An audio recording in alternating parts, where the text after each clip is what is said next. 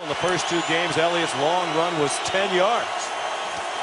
Four-man rush after Prescott. Over the middle. Caught. Dez Bryant out of the witness protection program and trying for the end zone.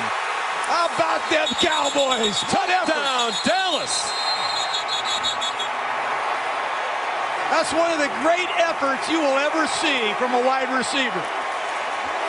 He's going to sit down against the zone coverage. He's north and south after the catch, and he runs right through four Arizona Cardinals. And look at the effort from Travis Frederick. Will he do it to make sure the ball broke the plane of the end zone? Give him 6. Let's get on with the game. Here's a good look at it.